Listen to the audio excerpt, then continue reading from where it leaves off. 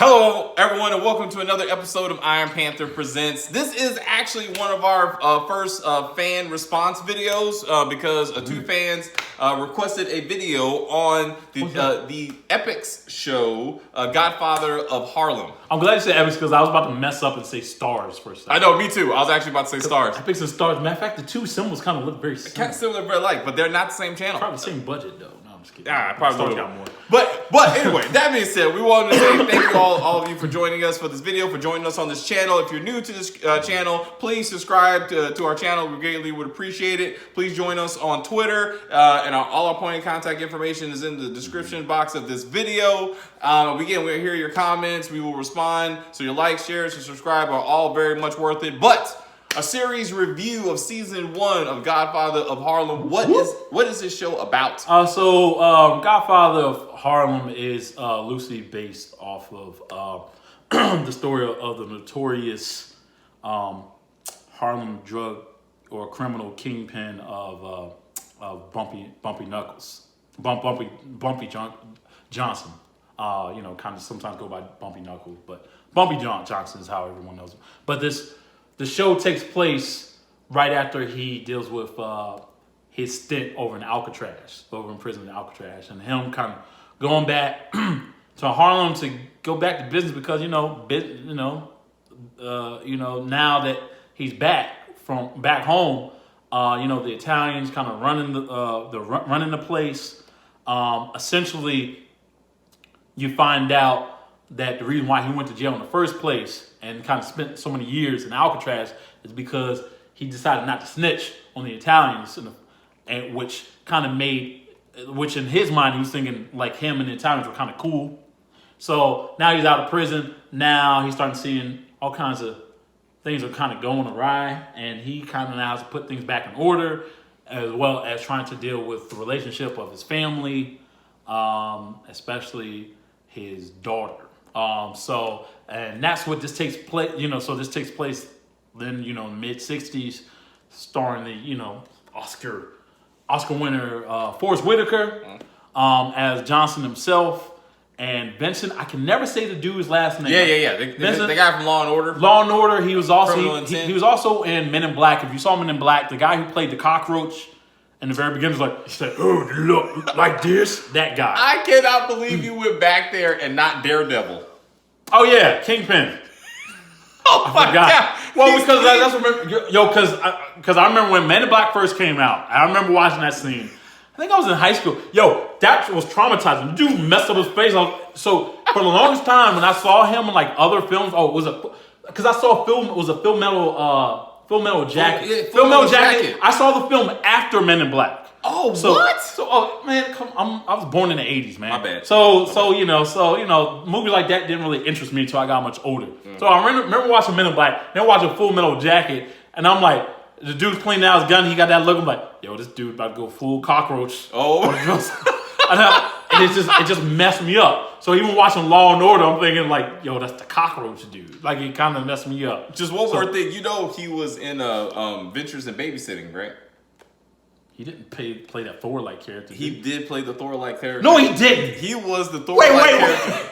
Hold on. The whole blonde hair thing? Wait, what year that did was that him. come out? Oh, 80s. Yo, early 80s. Wow. Because I remember watching that, and I remember that little girl. Again, okay. Context, I was a kid, okay? I remember thinking, like, that girl was really cute. I was like, and I remember her having a crush on Thor and me being jealous. I'm like, it's like, man, that Thor, that fake ass Thor. Oh my God. Yo, I used to have a biggest crush on that little girl. When I was a little boy. When I was a little boy. Oh shit. Are you serious? Yeah. Oh, that's hilarious. I was a little boy, yeah. That's fucking hilarious. Oh, yeah, man. So, anyway, yeah, wow. That's him. He played Thor. That's him. Wow. So, 20-year reunion, huh? I'm looking better now, anyway. So, shit. Anyway, I wonder what she looks like now. Let's stay focused, man. Let's stay focused, man. Let's stay focused. As soon as we're done with this, I'm about to IMDb her. Oh, shit, though. I had a big crush on her when I was little. Chris, man, we got Okay, man. Yeah, that was when I first started noticing girls, too. Interesting. Anyway, sorry. Godfather of Harlem is the show. Oh, shit. All right. So, how much gangster is in this show? People say it's like Power. Is it like Power? No, this is more, well, power in the sense of like people getting murdered. So yeah, all right. Yeah, so I would say drug dealing. Is he dealing cocaine? So is he dealing heroin? What is he dealing? So if anything, it's more like Boardwalk Empire. Okay. The better comparison is Boardwalk Empire, not just because it's a period piece, but just more of managing a drug business.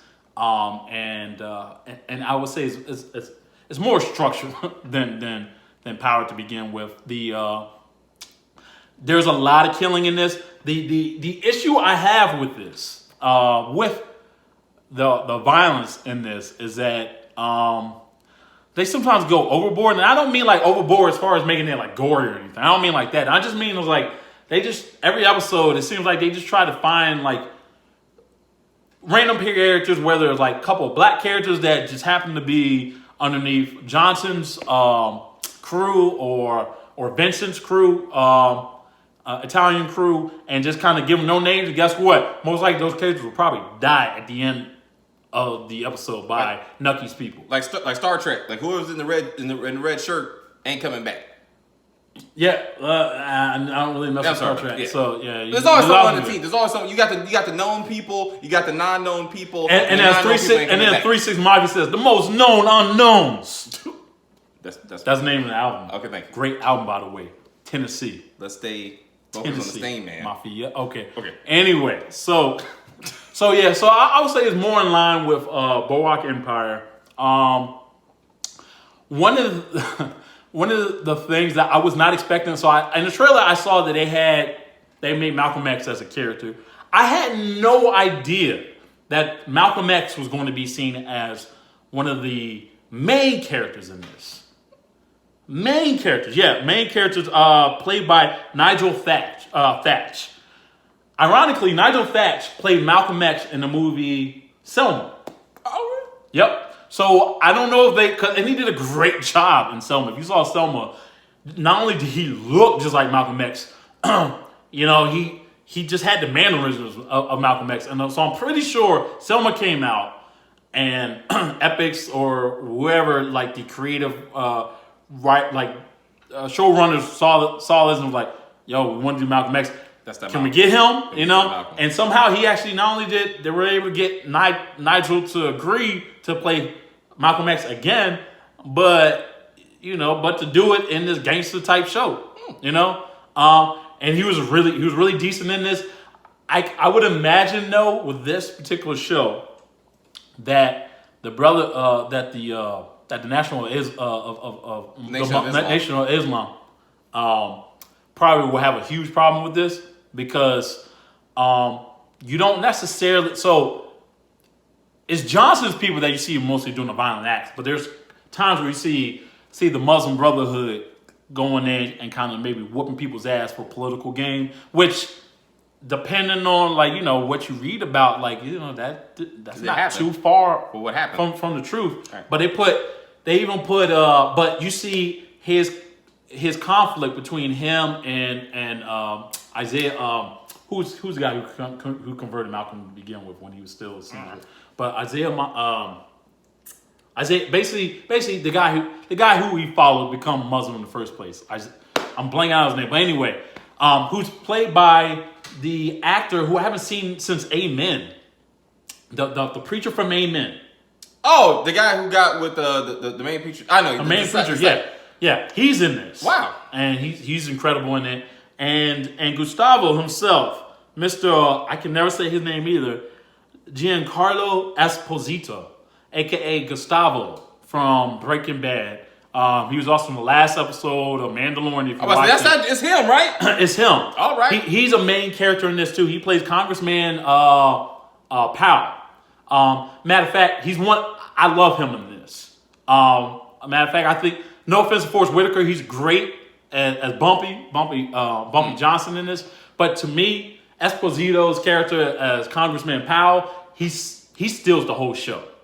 Because he's so out there and whatnot. There are times because he's trying to do stuff for political gain so he can get big into the political light. Same time, so you see him trying to call the Kennedy administration so he can get certain fundings and whatnot. Same time, he has to deal with the folks that's in his own district in Harlem. So he's trying to tell Johnson, hey man, you got to stop the drug dealers, but I'm gonna turn my back and act like I don't see shit if you're doing something bad. You know what I mean? But the way he plays it, I think is incredible. So he's better than Lorenz Tate in Power. Oh hell yeah! All right. His character is better. However, I will say this: the problem I have with this show, the main problem I have with this show is besides the violence. Yeah, but I guess it's just me also watching a lot of like crime drama shows too. So I guess like The Wire. So some people could think I'm being nitpicky with it because I know a lot. You know, I talk to my friends like, oh, I thought the violence was just great. I thought it was kind of overdone. But anyway, main problem I have with this takes place in the 60s, right?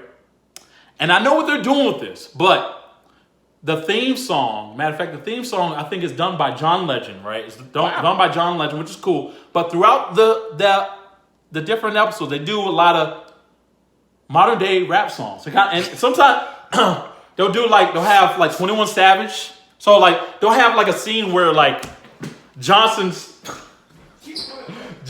character, they had to walk off on that. He had to walk. He was like, would like take his razor and like slit someone's throat, and they're going out to the sunset, and all of a sudden they'll play some 21 Savage rapping like it's like yo, I keep telling him like, and I'm thinking like, no, this ain't what you doing. And I understand what they're trying to do, because I guess American Gangster at times did this at times, but that was a much more modern story. Yeah, but like I was like, no, kind of keep it to the 60s. Kind of play some Sam Cooke, play some, you know what I mean? Yeah. Play some like Muddy Waters and whatnot. I'm cool with that. And you know, and that's the thing. They didn't always even play like period pieces. A lot of times they were always playing modern day, but they didn't play like modern day stuff you would necessarily hear on the radio. But at the same time, they're playing like rap music, and I thought it was kind of unnecessary. And at times, and for me, it took me out of it. I know they're trying to get really what they're trying to do is they're trying to get young people to watch the show. Okay. That's what they're trying to do. The problem is the content wasn't really warranted for them to really watch it. At times the plot seems, another problem I have is the plot seemed really stale, and it seemed really repetitive at times. It's like every episode the Italians were trying to get the blacks for their turf, and then the blacks were trying to get the Italians. And where it did really mirror Power was these two guys, so Forrest Whitaker's character and Vincent's character, right? They're trying to they're at odds, and they want each other their characters to be dead, because they know because they're both the head of the Italians and the head of the black crew and whatnot. If they get rid of the head of the snake, they own that block. Territory. They get Harlem. They own Harlem. But you'll see characters that be like, no, you cannot kill Johnson. Like at times, which you see in Power. Like Jason this last season. Yeah, Jason. Which I find hilarious, because you see, and it's funny because like another thing I do like love about the casting, especially with the Italians, they casted a lot of the Italians that was literally either in Casino, Goodfellas, or Sopranos. You'll see a lot of like, what the hell? Weren't you a Sopranos? How the fuck you got, like Christopher, like you used to watch Sopranos? Yeah. Christopher, he's in it. He's in this. He doesn't have a huge role in this, but the guy who played, the nephew of Tony Soprano, he's in this. Do you see the homies from Casino? He's in it. They're in it, which was great. But they also play like these made men people, and they keep telling Vincent like, no, man, leave the niggas alone. Bumpy did a lot for us. I'm thinking, your life would be so much easier if you took them out. But I'm thinking like now all of a sudden, but I'm thinking like, okay, you're doing this because it's just a show, so I get it. You gotta stretch the story. But to me, a lot of times it didn't make any sense. Like, because I'm thinking, Forrest's character just took out like 10 of your men, like, and so was like nephew. Now all of a sudden, like, no, like he did a bid for us for Alcatraz. He never snitched or whatnot. And then eventually, towards the end of the season, they realized, no, we gotta off him. You know what I mean? And it just seemed like every episode went back and forth. One of the things I didn't think I was gonna like after watching the first episode that I kind of grew to like with the plot, because they threw in some small little subplots in there, is there is a Romeo and Juliet romance going on in there. Basically, Vincent's daughter. So again, Vincent's white and his daughter is white. She loves she's in love with this African American dude named Teddy. Who's this big time musician, and you see it's like it's a forbidden romance. People actually died because of what's going on between these two. And you see them several times trying to push each other away. Like especially Teddy was like, "Yo, no, you just another groupie white girl just trying to get some of the black, trying to get me because I'm black, trying to do this thing. He's trying to do this in a way of trying to save her and to save his humanity, especially knowing that his other people don't think this is a good idea, especially his mother don't want him to be with this white girl, especially when she thinks that's going to spell death for him. But at the end, like they can't keep themselves away from each other. And I thought after the first 2 episodes, you watch this, and I'm in my head, I see this coming through, and I'm thinking like, oh, this is going to be really corny. I was really surprised how much I was invested in that, because they did a really good job, especially the act, like the way they wrote it. I wish they kind of focus on some of that, the way they wrote that plot to force trying to get even with the Italians and not make that every single episode, because that kind of got old. Again, though, I felt like Malcolm's character is the way Nigel plays Malcolm is incredible. I love, and you can tell this is the beginning when Malcolm first became Malcolm, right? Because you see him kind of struggling with what he thinks it means to be Muslim compared to what the other the full nation of Islam feels. Which, if you know anything about Malcolm X, there was a huge split, and there's even controversy and even people speculating that the Nation of Islam was the ones that actually shot and killed Malcolm X. If you want to go through that rabbit hole, you know what I mean? Because there's a lot of people that speculate that because he was splitting away from it. And in this show, they did a great job showing like the inner turmoil that he was going through for that, dealing with what's going on with his own people and what he thought it meant to become Muslim compared to what his church is telling him. Like posing in front of stuff for it showcased the stuff during like the JFK assassination and the Nation of Islam wasn't really friends with the Kennedy administration and whatnot, but because he died, he wanted to kind of showcase and say, look, like this is proof that the white man don't necessarily have don't always have right Yeah. And the nation is like no, don't say that, say something positive about it. He's like wait, wasn't you that told me that that the white man does this? So you see that back and forth going between his own people and what he thinks, as well as his good friend Bumpy Johnson and certain things. So you see him kind of being conflicted within himself. And I was surprised of how much I kind of dug that. Okay. I really love that. However, the main story of whose block and turf this belongs to me, randomly, got kind of old. It's weird that some of the subplots I thought was much better than the actual main plot itself. I'm hoping with the second season. Did it get renewed for a second season? I don't know. I would say this. I hope they do. I would say for it being on Epix and for the caliber, I was surprised because Epix, like I don't know too many people that even have Epix. I mean, I'd be forgetting I even have Epix until I realized I have some extra channels. I watched Berlin Station. That shit was awesome, and then that shit got canceled. Oh yeah, see, Berlin Station was good, but it didn't. No, you're right. It doesn't have a lot of good shows. Yeah, you get like 2 Oscar winners plus you get Esposito in this, as well as other like random actors who, matter of fact, one of the actors was actually in Boardwalk Empire. The black dude, who was in White, the black guy who played Omar, right? White, who played White. Yeah. The dude who whooped his ass, pointless, and he wound up becoming part of his crew. Yes. That dude, he's in it. He plays one of Forrest's right-hand men. So he's in it. And he's just as ruthless as he was in Boardwalk Empire. Talking White. White's bidding, and now he's doing Forrest's bidding. And then when you hear Forrest with that razor blade, you know someone about to get cut. You know what I mean? So overall, I think it's a decent show to watch, especially if you love these actors, because I feel like especially with Forrest, Vincent, Thatcher, matter of fact, all of these showrunners essentially, and even Esposito playing as Congressman Powell, they make this show. And Epix, I don't know how much money they had to shell out to get these guys, but they did a damn good job with that. I wish that they did better with the story.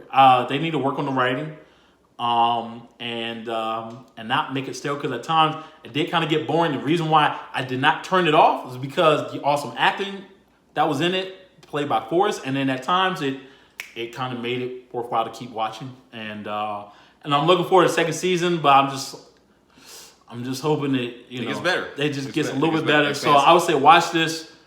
Great show.